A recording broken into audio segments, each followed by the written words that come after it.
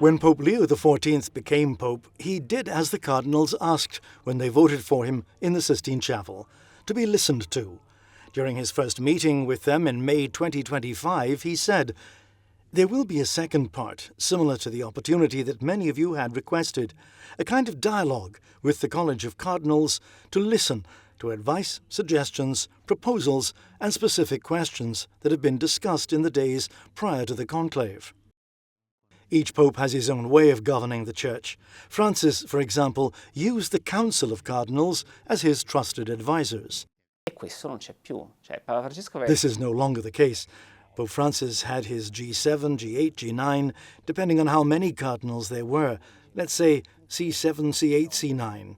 Leo says, let's all talk together, and then I will decide. But the difference is mostly there, in being together, not in the method. The method is the synodal one, working in groups and dialogue together with a moderator. It's a method used widely in American companies, but it still needs to be perfected in the Vatican. There has been a bit of dissatisfaction because generally a cardinal prefers to take the floor personally, take responsibility for what he says, and do it in front of the Holy Father. I wouldn't give it the weight of the controversy between progressives and conservatives, but because simply it is an organizational matter. And objectively, barely a year of the pontificate has passed. The transition isn't over. Regarding the topics, the liturgy is not up for discussion, which is interesting given the schism with the Lefebvrians and the fact they risk excommunication if they go ahead with proposed ordinations on July 1st.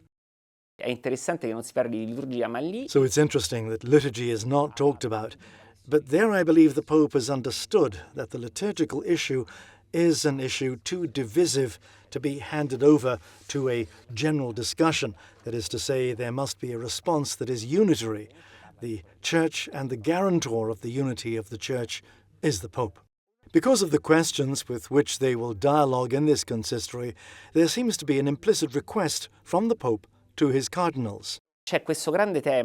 There is this great pastoral theme, which is to ask all cardinals to share their experiences, especially from war zones, from difficult areas. This, in my opinion, is an important topic because it's calling the cardinals to be pastors. That's to say, to look at the flock, not to give grand speeches. Tell me how you're doing. This consistory is not limited to active cardinals only, but to the entire College of Cardinals, both electors and non-electors. Everything follows the line of Pope Leo XIV, the unity of the Church in the face of tension.